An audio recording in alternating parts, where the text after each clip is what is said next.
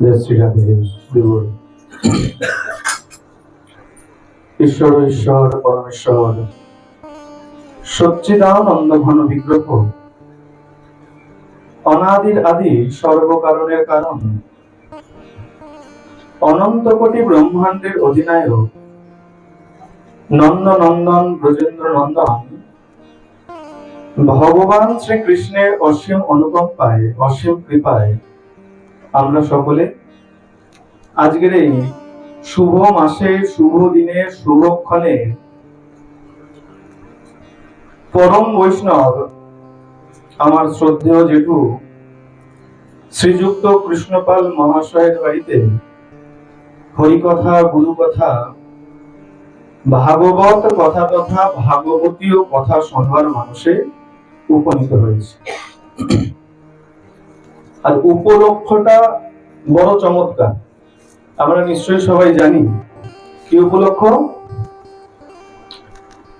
মহাদেবের আবির্ভাব, তাই তো? এই বাড়িতে যে, ভুল বলছি না তো? মহাদেবের আগমন, তাই মহাদেবকে এই বাড়িতে নিয়ে আসা হয়েছিল। এইটাকে অনেকভাবে বলা যায়, হ্যাপি বার্থডেও বলা যায়। আরে নতুন যখন এসছে বাড়িতে, তা নতুন ভাবে এসছে যখন, তাহলে পরে তার শুভ আগমনকে নতুন ভাবে হ্যাপি বার্থডেও বলা যায়। না বলার কি আছে? আমরা যদি নিজেদের ছেলে মেয়ে যদি হ্যাপি বার্থডে করতে পারি, আরে ভগবান যে বাড়িতে এসছে সে বাড়িতে ভগবানের কেন হ্যাপি বার্থডে হতে পারে না? হ্যাঁ, সেই শুভ আগমন, পয়লা আষাঢ়, সেই দিনকে কেন্দ্র করেই, সেই দিনের নিমিত্তেই আমাদের এই হরিকথা, গুরুকথা, ভাগবত তথা ভাগবতীয় কথার আয়োজন। যেহেতু মহাদেবকে নিয়ে আজকের এই অনুষ্ঠানের সূত্রপাত, আমরা একটু সংক্ষেপে একটু মহাদেবের কৃপার কথাও শ্রবণ করি। কেন বলে, দেখো, মহাদেব আর কৃষ্ণের মধ্যে কিন্তু কোনো ফারাক নেই, এটা ভালো করে জানি। বৈষ্ণবেরা ভুল করেও কিন্তু মহাদেবের নিন্দা করে। কেন? ভাগবতে সংক্ষেপে বলা হয়েছে বৈষ্ণবানাং যথা শম্ভু, শম্ভুর মতন বড় বৈষ্ণব আর। আর যদি একটু গভীরে যাও, শিব আর কৃষ্ণ এক, শিব আর কৃষ্ণ আলাদা নয়। ভাগবত ছেড়ে দাও, ভাগবত থেকে যদি বলি তাহলে বলবে ভাগবতে তো কৃষ্ণই নায়ক, তাকেই বড় করে দেখানো হবে যে কৃষ্ণই সব, তাহলে ভাগবত আমরা মানবো না। যদি শিব পুরাণ থেকে বলি তাহলে বলবে শিব পুরাণের শিব নায়ক, আমরা শিবকে মানবো না। আচ্ছা চলো বাবা, তোমাকে শিব পুরাণও মানতে হবে না, ভাগবত মানতে হবে না, সোজাসুজি চলো ব্রহ্ম সংহিতা, যেখানে ব্রহ্ম কি বোঝানো হয়েছে। এই ব্রহ্ম সংহিতায় খুব সুন্দর করে সহজ ভাবে বুঝিয়েছে। আর কত সহজ দেখো, শাস্ত্র পড়লে বোঝা যায়। ব্রহ্ম সংহিতা শ্লোক সংখ্যা ৪৫, সেখানে বলা হচ্ছে ক্ষীরং যথা দধি বিকার বিশেষ যোগাৎ সঞ্জায়তে নহি তত পিতঃ বস্তি হেতু ইয় সম্ভূতামপি তথা সমোপৈতি কার্যাৎ গোবিন্দম আদি পুরুষম তমহং ভজামি।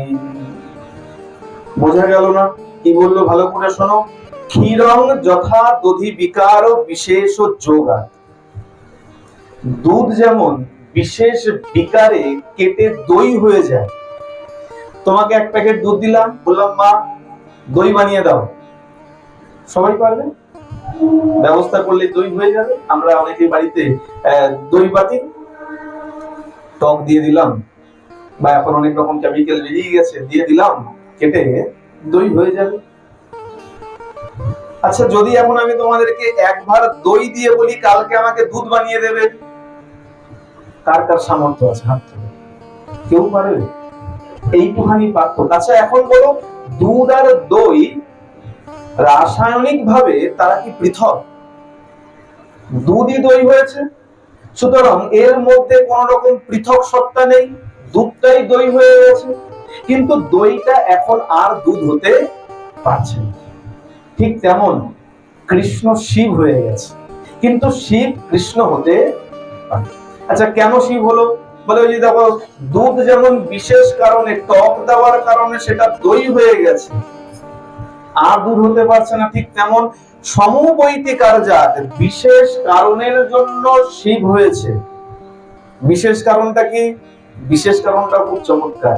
ভগবানের দু রকমের শক্তি আছে, একটা হলো অন্তরঙ্গা শক্তি, আহ্লাদিনী শক্তি, যিনি আমার শ্রীমতী রাধা ঠাকুরানী, আর দ্বিতীয় শক্তি হচ্ছে বহিরঙ্গা শক্তি, যাকে আমরা যোগমায়া, মহামায়া, মা পার্বতী ইত্যাদি ইত্যাদি নামে চিনে থাকি। এখন অন্তরঙ্গা শক্তির সঙ্গে সোজাসুজি সম্পর্ক আছে, কিন্তু বহিরঙ্গা শক্তির সঙ্গে তো সোজাসুজি সম্পর্ক রাখা যাবে না।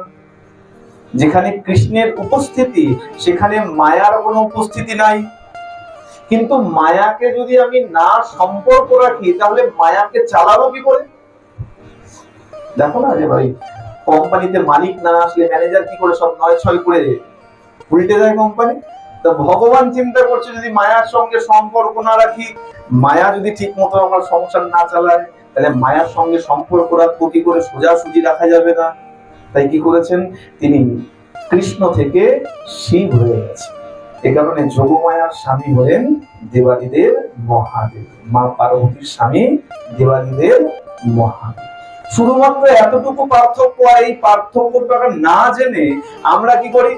মহাদেবের এসব করা যাবে না, মহাদেবের প্রসাদ নেওয়া যাবে না। হ্যাঁ, মহাদেবের প্রসাদ নেওয়া যায় না। যেখানে কেবলমাত্র মহাদেব আছে, কেবলমাত্র শিবের পূজা হচ্ছে, জ্যোতির্লিঙ্গ বাদ দিয়ে, ভালো করে শুনবে, দ্বাদশ জ্যোতির্লিঙ্গ বাদ দিয়ে পৃথিবীর যেখানেই হোক না কেন, যদি কেবলমাত্র শিবের পূজা হয়, সেই প্রসাদ ভুল করে কখনো গ্রহণ করতে না। মা পার্বতীর অভিশাপ আছে, যদি সেই প্রসাদ গ্রহণ করো তাহলে সোয়ান জনিতে গিয়ে জন্মগ্রহণ করতে হবে, মানে কুকুর হয়ে জন্মগ্রহণ করতে হবে। ভালো করে শোনো, দ্বাদশ জ্যোতির্লিঙ্গ বাদ দিয়ে, জ্যোতির্লিঙ্গ মানে যেখানে নিজে থেকেই মহাদেব প্রকট হয়েছেন, সেই মন্দির ছাড়া ওই রাস্তার মোড়ে মহাদেব আছে, শুধুমাত্র মহাদেব বসে আছে, আর গেলাম ঠাকুর মশাই প্রসাদ দিয়ে দিল, রক করে আমি পেয়ে নিলাম, এটা কখনো করা উচিত? এটা সবার জন্য, এটা সবার জন্য, এটা বৈষ্ণব বা শাক্ত বা শৈব বা সৌরীয় এইসব নয়, এটা সবার জন্য নিয়ম। এখন দেখো অনেকে বলবে তাহলে এত ভেদ কেন করো, একজনকে মানলেই হয়? হ্যাঁ, অবশ্যই হয়। যখন যার প্রয়োজন তখন তাকে মেনে দেবে, তার জন্যই আমাদের সনাতন ধর্ম। আমাদের সনাতন ধর্ম উদার। অন্য অন্য ধর্মে গেলে দেখবে একটাই রূপ আছে ভগবানের, তোমার ভালো লাগুক আর না লাগুক তাকেই মানতে হবে। তোমার তাকে বাবা ডাকতে ইচ্ছা করছে না, কিন্তু জোর করে তোমাকে বলা হচ্ছে তোমাকে বাবা ডাকতেই হবে। কিন্তু সনাতন ধর্ম দেখো, আচ্ছা কৃষ্ণ ভালো লাগছে না, মহাদেবকে মেনে নাও, মহাদেব ভালো লাগছে না, গণেশকে মেনে নাও, গণেশ ভালো লাগছে না, সূর্যকে মেনে নাও। আচ্ছা ভালো কথা বলো, এই রাস্তায় যখন মিষ্টির দোকানে যাও, রসগোল্লা কার কার ভালো লাগে? হাত তোলো। হ্যাঁ, আচ্ছা ওই সুগার ফ্রি যে সন্দেশ বেরিয়েছে, যার সুগার আছে তার জন্য, হ্যাঁ। আচ্ছা একটা কথা বলো, সুগার ফ্রি যে খাচ্ছে, সে যেটা খাচ্ছে আর তুমি কি অন্য খাচ্ছ? অন্য খাচ্ছ? তুমি রসগোল্লা খাচ্ছ মানে কি অন্য খাচ্ছ? আচ্ছা যে লট চমচম খাচ্ছে, বলে না সব এক। যদি ময়দার কাছে যাও, ভেতরে গিয়ে দেখবে ছানা আর চিনিকে ওই ডলতে ডলতে এক এক রকমের আকার দিয়ে দিচ্ছে। কোনটা লেডি কিনি বানিয়ে দিচ্ছে, কোনটা লট চমচম বানিয়ে দিচ্ছে, কোনটা রসগোল্লা বানিয়ে দিচ্ছে, কোনটা সুগার ফ্রি বানিয়ে দিচ্ছে, কিন্তু মুখ্যত উপাদান কি? ছানা আর চিনি। ঠিক তেমন মুখ্যত উপাদান হলো আমার ব্রহ্ম। ওই ব্রহ্মেরই বিভিন্ন রূপ আছে। এখানে যেমন এই যে ফোকাস লাইটটা জ্বলছে, এটা যদি তোমার শোয়ার ঘরে লাগিয়ে দিই, ভালো লাগবে? বলবে না বাবা, ঘুম আসছে না। তার মানে সেখানে এটার প্রয়োজন নেই, এর ভেদের প্রয়োজন আছে। সেখানে কি লাগাই? বলে নাইট ল্যাম্প লাগাই। তার মানে কিন্তু কারেন্ট পরিবর্তন হয়ে যায়নি। এমন তো নয় যে কারেন্ট পাল্টে গেছে। কারেন্ট পাল্টে গেছে, তারের ভেতর থেকে একই কারেন্ট আসছে, যেটা এখানে ওই ফোকাসটা জ্বলছে, যেই কারেন্টে তোমার শোয়ার ঘরে ওই নাইট ল্যাম্পটা জ্বলছে। ঠিক তেমন সনাতন ধর্মে এই যে পঞ্চ উপাসনার কথা বলা আছে, ব্রহ্ম প্রকৃত একই আছে, কারেন্ট একটাই আছে। সেই কারেন্টেই পাখা চলছে, সেই কারেন্টেই লাইট জ্বলছে, সেই কারেন্টেই ফ্যান চলছে। কিন্তু কি আছে, বর্তমান সমাজ আমাদেরকে সঠিকভাবে বোঝাতে চেষ্টা করছে যার জন্য আমাদের মধ্যে এত মতভেদ এসে গেছে। আমরা বৈষ্ণব, আমরা দুর্গা পূজা করবো না। শোনো, দুর্গা পূজা বসুদেব দেবকী পর্যন্ত করেছিলেন। কখন করেছিলেন? যখন সত্রাজিৎ যখন অভিশাপ নিন্দা করেছিল, চারদিকে যখন মিথ্যা কথা ছড়িয়ে দিয়েছিল যে প্রসেনজিৎকে মেরে, আমার ভাইকে মেরে সমন্তকমণি হরণ করে নিয়েছে। একটু মন দিয়ে শুনবে। অনেকে বলে দুর্গা পুজো করতে নেই বৈষ্ণবদের, যারা কৃষ্ণ মানে তারা দুর্গা পুজো করে না। ভালো করে শোনো, অনেক হয়তো এই বিষয়টা অনেকের তো জানাও নেই। যখন সমন্তকমণি আনতে গেছে, গুহায় প্রবেশ করেছে, জাম্ববানের সঙ্গে যুদ্ধ করেছে, 28 দিন যুদ্ধ করেছে, একদিন দুদিন নয়, 12 দিন পর্যন্ত বাইরে যাদের যদুদেরকে দাঁড় করিয়ে রেখেছিলেন গোবিন্দ। এখন যাদবরা চিন্তা করছে 12 দিন হয়ে গেল এখনো দ্বারকাধীশ বেরোচ্ছে না, তাহলে মনে হয় অঘটন কিছু ঘটে গেছে। তারা চলে গেছে, দ্বারকায় গিয়ে শোক সংবাদ দিয়েছে। এখনো পর্যন্ত যখন দ্বারকাধীশ বেরোয়নি, মনে হয় অঘটন ঘটে গেছে। তারা শোকে বিহ্বল হয়ে দেবী দুর্গার আরাধনা করেছিল, ভাগবতের পৃষ্ঠার মধ্যে রয়েছে। আর আমরা বৈষ্ণব হয়ে আমরা কি করে বলি যে দুর্গা পূজা করা যাবে না? হ্যাঁ, যারা শাক্তভাবে পূজা করে তাদের পূজার ভেদ, তাদের পূজার আচার আচরণ আমাদের সঙ্গে মিলে না। এর মানে এই নয় যে আমরা শক্তির উপাসনা করব না। চলে যাও খড়দাহে, নিতাই চাঁদের করা সেই দুর্গা পুজো আজও হয়, তাহলে কি বলবেন? সুতরাং এইসব নিন্দা মন্দ করবেন। আর মহাদেব এত দয়ালু, মহাদেবকে প্রত্যেকে জল ঢালবে। ভালোই বৈষ্ণব হও আর ভালোই অন্য মতে হও না কেন, মহাদেবের মাথায় যদি এক ঘটি জলও ঢেলে নাও, মহাদেব এত ভোলা, মহাদেব তোমাকে সর্বস্ব দান করে দিতে পারে। আর যে সর্বস্ব দান করে দিতে পারে, সে কি কৃষ্ণ প্রেম দান করতে পারে না? প্রেম সে বলো। আসো, মহাদেবের একটা ছোট্ট চমৎকার উপাখ্যান বলি, সত্য ঘটনা, আগেই বলে নেই। এটা কোনো মনমানি কোনো বানানো গল্প বা কিছু নয়, সত্য ঘটনা এবং এই কলিযুগের ঘটনা। সুতরাং সবাই মন দিয়ে শ্রবণ করে। এক শীতের সময়ের কথা, ঠান্ডার সময়। আর ঠান্ডার সময় দেখেছো এই প্রথম দিকে একটু বৃষ্টি দেয়, বৃষ্টি দেবার পরে একটু জমিয়ে ঠান্ডা হয়। তা সেরকম শীতের সময় বৃষ্টি চলছে, অল্প অল্প বৃষ্টি হচ্ছে।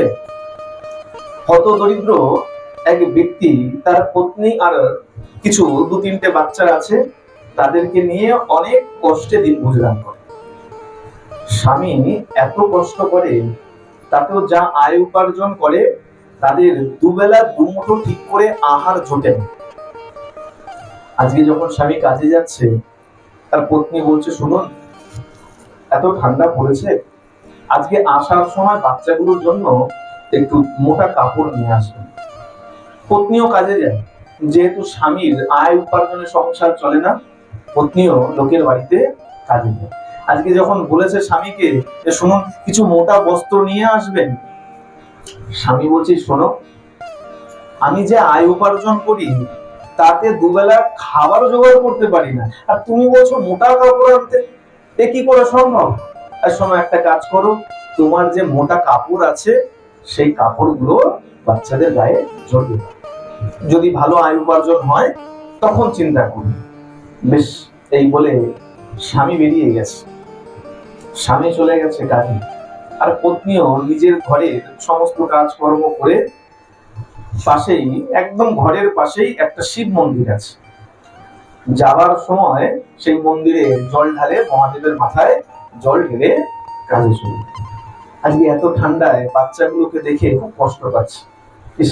বাচ্চাগুলো এত ঠান্ডায় টকটক করে কাঁপছে, কত খারাপ লাগছে। গরিব ঘর, মোটা কাপড় তো কতগুলো কাপড় থাকতে পারে, যা ছিল সামান্য জড়িয়ে দিয়েছে, তাতেও বাচ্চাদের ঠান্ডা যেন মানাচ্ছে। বেরিয়ে ওই এক ঘটি জল নিয়ে আজকে গেছে, মহাদেবের মাথায় ঢেলেছে। ঢেলে বলছে, প্রভু, সবাইকে দেখো, আমার দিকে একটু তাকাও। হত দরিদ্র, দিন চলে না, তার মধ্যে বাচ্চাগুলোর এত কষ্ট, মা হয়ে বাচ্চার কষ্ট আর দেখতে পাচ্ছে। আমাদের কিছু না দাও, অন্তত বাচ্চাগুলোর জন্য একটু কিছু ব্যবস্থা করে। যথারীতি জল ঢেলেছেন। জল ঢেলে যেই বেরোবে মন্দির থেকে, বেরোতেই দেখছে সেই নগর শেঠ সেই মন্দিরে এসে দাঁড়িয়েছে কম্বল দান করবার জন্য।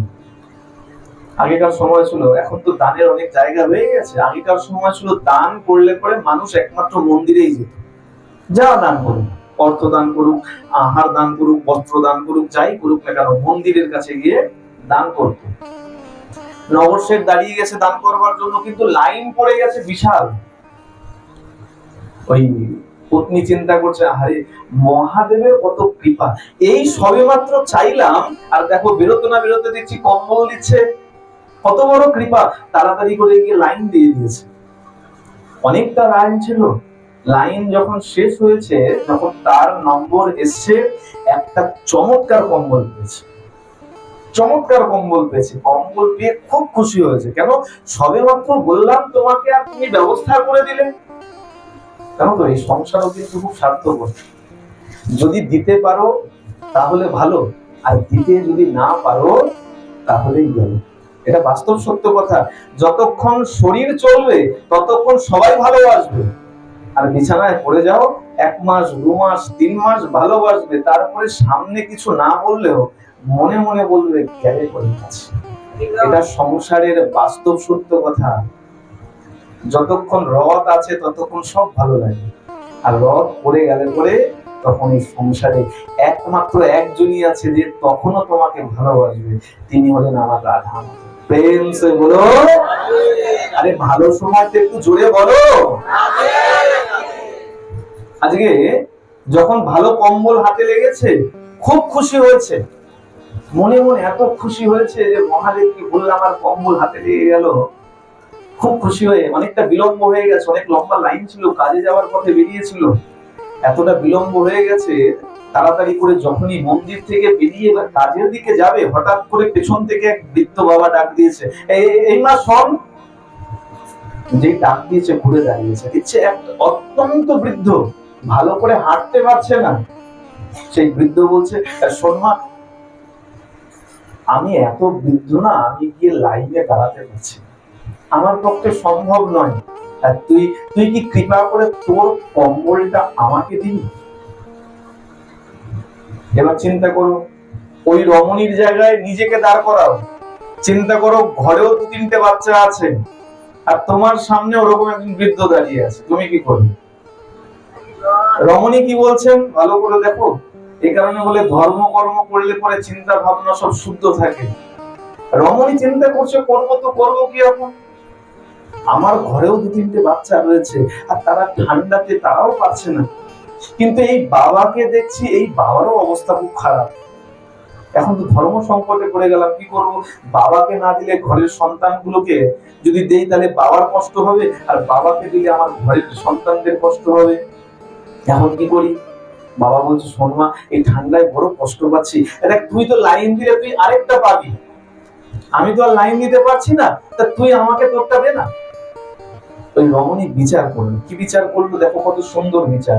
রমণী চিন্তা করছে, আমার বাচ্চাগুলো হয়তো একটু কষ্ট পাবে, কিন্তু মোটামুটি একটা মোটা কাপড় জড়িয়ে এসেছি, কিন্তু এই বাবার যে অবস্থা দেখছি, তাতে কম্বলটা না দিলে হতে পারে এই বাবার শেষ সময় অতি দ্রুত চলে আসতে পারে।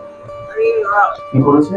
কম্বলটাই বাবার হাতে দিয়ে, বাবা এই নাও, তুমি এই কম্বলটা রাখো, আমি দেখছি লাইন দিয়ে আর একটা পাওয়া যায় কিনা। কম্বলটাই বাবাকে দিয়ে দিয়েছে, দিয়ে ওই রমণী আবার দৌড়ে গিয়ে লাইন দিয়েছে। কিন্তু এইবার কপাল বন্ধ ছিল, খানিকটা লাইন যেতে না যেতে কম্বল শেষ। একটা নির্দিষ্ট সংখ্যক কম্বল এনেছিল, কম্বল শেষ হয়ে গেছে। রমণী কিন্তু মনে মনে আক্ষেপ করেনি। ভালো করে জানবে, দান করে যদি মনে মনে আক্ষেপ করো, সেই দান কিন্তু বৃথা হয়ে যায়।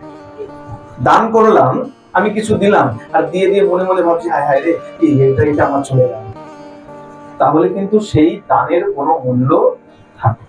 ভালোই তুমি 1 টাকা দান করো, আর ভালোই তুমি 500 টাকা দান করো, দান কখনো পরিমাপ দেখে হয় না। হ্যাঁ, দান পরিমাপ দেখে হয়? দান পরিমাপ দেখে হয় না, দান মন দেখে হয়। তোমার মন কেমন তাই দেখে হয়। আর যদি তাই না হতো, দ্রৌপদী কতটুকু কাপড় দান করেছিল? যখন আমার গোবিন্দের আঙুল কেটে গিয়েছিল সুদর্শন চক্রে, দ্রৌপদী কতটুকু কাপড় দিয়েছিল? একটা আঙুলে পেঁচাতে গেলে কতটুকু কাপড় লাগে? আর তার পরিবর্তে ভগবান দ্রৌপদীকে কত বস্ত্র দান করেছিল একবার বিচার করে দেখো তো, তাহলে বুঝতে পারবে দান কখনো এই বেশি করলাম কম করলাম এটা নয়, দান সব সময় মনের থেকে হয়। আজকে এই রমণী আজকে কি বিচার করছে চিন্তা করো। রমণী আজকে দেখো এখন যদি আমি হতাম কি চিন্তা করতাম, ইস ওটা না দিলেই ভালো হতো, আমারটা আমার থাকতো, দিলাম আর এখন পেলাম না। রমণী কি চিন্তা করছে, রমণী চিন্তা করছে হতে পারে ওটা আমার জন্য ছিল না, ভগবান ওটা আমার জন্য রাখেনি, যার জন্য রেখেছিল আজকে তার কাছে পৌঁছে গেছে, নিমিত্ত হয়তো আমি ছিলাম মাত্র। যাক, ভগবান যখন রাখেনি ভালো নিশ্চয়ই কিছু দেখেছে, তার জন্য রাখেন, ঠিক আছে কোনো অসুবিধা নেই। চিন্তা করে ভালো মনেই কাজে চলে গেছে। আর কাজে যখন গেছে দুবার লাইন দিতে গিয়ে অনেক বিলম্ব হয়েছে। মনে করো 9টার সময় কাজে যাওয়ার কথা, আর ইতিমধ্যে হয়তো মধ্যাহ্ন গড়িয়ে গেছে, 12টা 1টা বেজে গেছে। যখনই বাড়িতে গিয়ে দাঁড়িয়েছে কাজ করবে বলে, ওই গৃহিণী হাত দিয়ে বলছে, হ্যাঁ রে এটা কি কাজে আসার সময়, কটা বাজে, যা তোর ছুটির প্রয়োজন তো, তোকে আমি একদম পুরোপুরি ছুটি দিয়ে দিলাম, তোকে আর কাজে আসতে। চিন্তা করো, একটা কম্বল হাতে এসেছিল সেটাও এক বৃদ্ধকে দিয়ে দিল, আর কম্বলের জন্য আবার দ্বিতীয়বার লাইন দিতে গিয়ে এত বিলম্ব হলো, আজকে যে কাজটা ছিল সেই কাজটাও চলে। মনের মধ্যে চিন্তা করছে, যা কি আর করা যাবে, ভগবান যা করে মঙ্গলের জন্য করে, যা কিছু করার নেই, ভগবান যা করেছেন, মহাদেব যা করেছেন ভালোর জন্য করেছেন। মনে চিন্তা করতে করতে যখন বাড়িতে এসে দেখছে ইতিমধ্যে তার স্বামী চলে এসেছে। সে কি গো তুমি বাড়িতে চলে এসছো? স্বামী বলছে, গিয়েছিলাম কাজ খুঁজতে, কাজ পাইনি, আর কোথায় ঘুরবো এদিক ওদিক, বাড়িতে চলে এসেছি। কিন্তু তুমি এই সময়, তুমিও তো এই সময় আসো না, তুমি এই সময় কেন? তখন সব কথা খুলে বলেছে। মহাদেবকে জল ঢেলে যখন বেরোচ্ছিলাম, মহাদেবকে বলেছিলাম কিছু ব্যবস্থা করতে, মহাদেব একটা কম্বল দিয়েছিল ব্যবস্থা করে, কিন্তু ওই এক বৃদ্ধ বাবা এমন ভাবে চাইলো, না দিয়ে থাকতে পারলাম না। যেই বলেছে বৃদ্ধ বাবা এমন ভাবে চাইলো, না দিয়ে থাকতে পারলাম না, তার স্বামী এখন নিন্দা করতে আরম্ভ করেছে। যাও যাও করো করো, আরো মহাদেবের পুজো করো, যাও একটা কম্বল পেয়েছিলে সেটাও দানে বিলিয়ে এসছো, তোমারও তো ঘরে সন্তান রয়েছে, বাচ্চা রয়েছে, আনলে পরে তাদের ব্যবস্থা হতো, সেটা তো চিন্তা করলে না, যাও যাও আরো পুজো করো, আরো পুজো করো। পত্নী অনেক সান্ত্বনা দিয়েছে, শোনো এভাবে এভাবে বলবেন না, হয়তো ওটা আমাদের জন্য ছিল না, ভগবান কৃপা করলে আবার পরে কখনো পাবো, এইরকম করবেন না বলে ঘরের মধ্যে যা যত সামান্য ছিল আহার আদি বানানোর জন্য যখন রান্নাঘরে গেছে, দেখছে এত সামান্য যে সেটা দিয়ে কোনো কিছু তৈরি করার মতো নেই। রন্ধন করবে, বাচ্চাদেরও মুখে যে দেবে তার মতনও সামগ্রী নাই। যথারীতি আজকেও অন্য দিনের মতন জল পান করে আজকের মতন দরজা দিয়ে ঘরে বসে গেছে। সন্ধ্যা হয়ে গেছে, রাত্র প্রথম প্রহর চলছে, বাইরে বৃষ্টি পড়ছে, এই যে ঘটনা ঘটছে চলছে, শীতের সময় অল্প অল্প বৃষ্টি পড়ছে, রাত্র প্রথম প্রহর হয়ে গেছে। হঠাৎ করে যখন ঘরের মধ্যে সবাই জুবুথুবু হয়ে ওই কাপড়টাকে কোন রকম পেঁচিয়ে নিয়ে যখন সবাই বসেছে, আর হঠাৎ করে দরজার মধ্যে করাঘাত, ঠক ঠক ঠক ঠক করে শব্দ হচ্ছে, কেউ আছো ঘরে, কেউ আছো? স্বামী বলছে, আরে বড় সবে মাত্র একটুখানি কাপড়টাকে গরম করে বসেছি, ঠান্ডার সময় দেখো না, একবার যদি কোনো জায়গায় বসে যাওয়া যায় আর কেউ কিন্তু উঠতে বলে না, জায়গা গরম হয়ে গেছে, ছাড়া যাবে না, যতক্ষণ না ভাগবত বিশ্রাম হয় ততক্ষণ এক জায়গায় চুপচাপ বসে। কেন বলে, কম্বলে গরম হয়ে গেছে।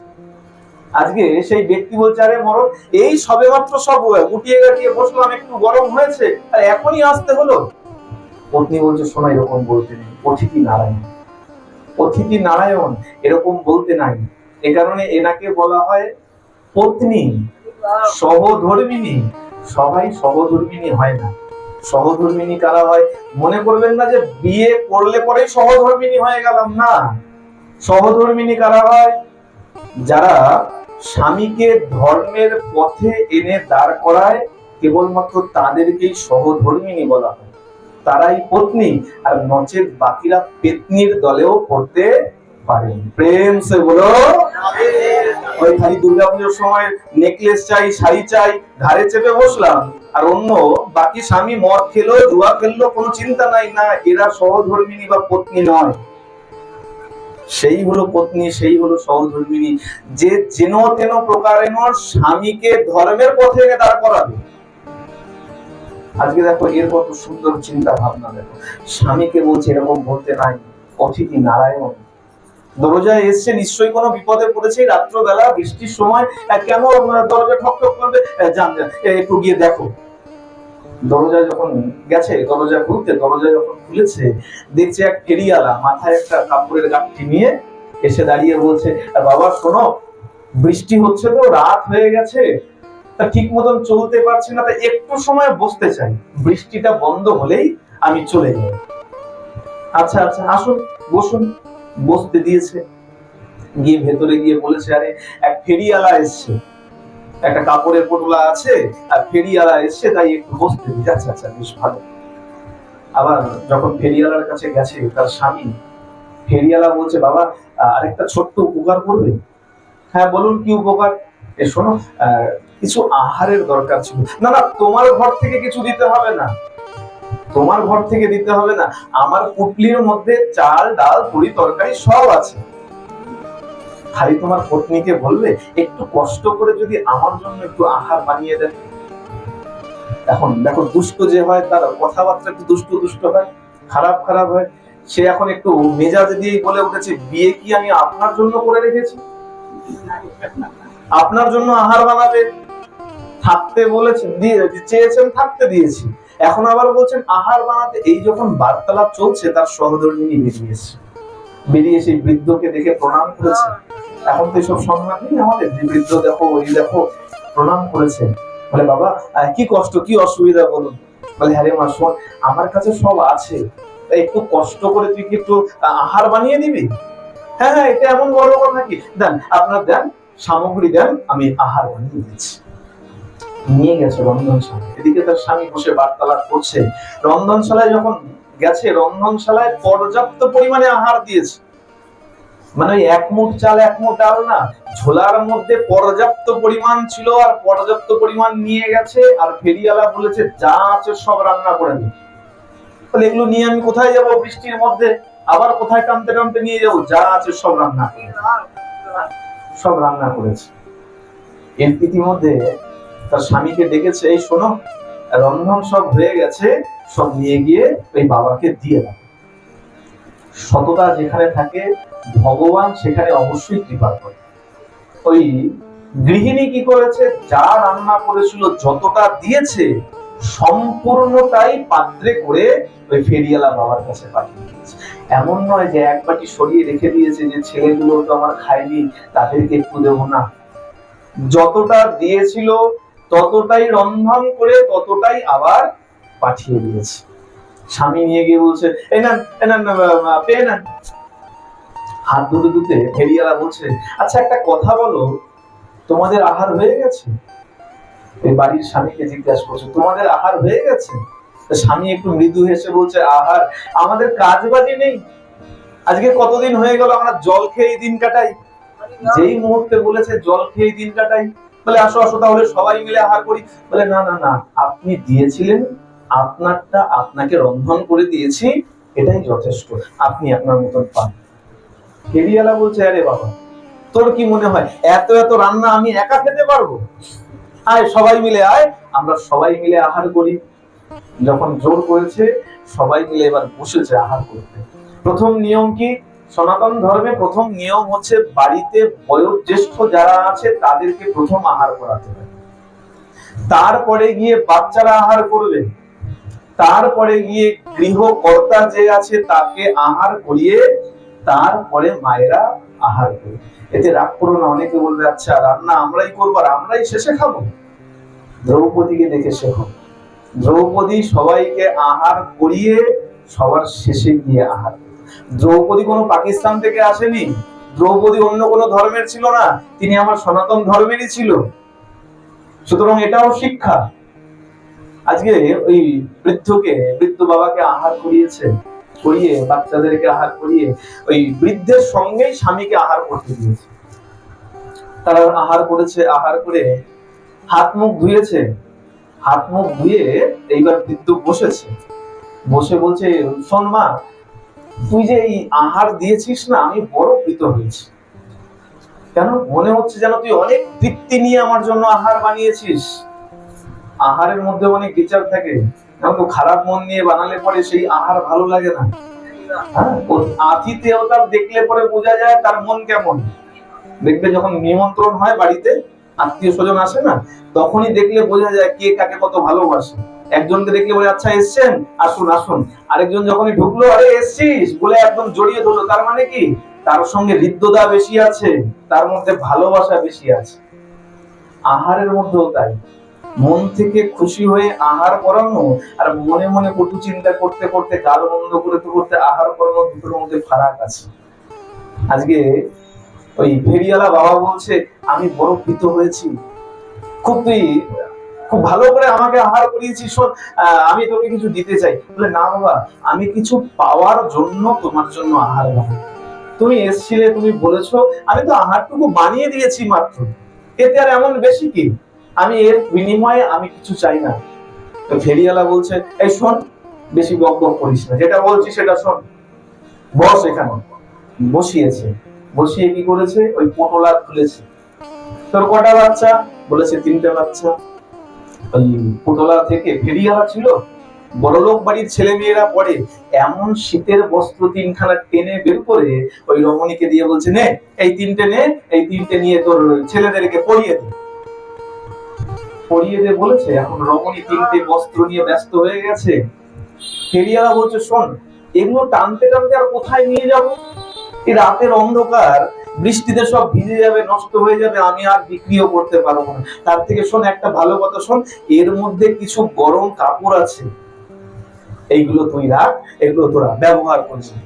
এই বলে তাদের সঙ্গে বার্তালাপ সেরে বলা মাত্রই সেই ফেরিওয়ালা বিদায় নিয়ে চলে গেছে। স্বামী প্রথমে একটু গজগজ করছিল, এখন যখনই কিছু উপঢৌকন পেয়েছে, ভালো যখন কিছু গিফট পেয়েছে, এইবার একটু শান্ত হয়ে গেছে, খুশি হয়েছে এবার মন, যাক কিছু জিনিস তো পাওয়া গেছে। এখন তার পত্নী চলে গেছে বসনগুলো নিয়ে, ওই গরমের কাপড়গুলো নিয়ে ছেলেদেরকে পরাবার জন্য। এদিকে আর তরস হয়নি, ওই ব্যক্তি তাড়াতাড়ি বসে গেছে পোটলা খোলাবার জন্য।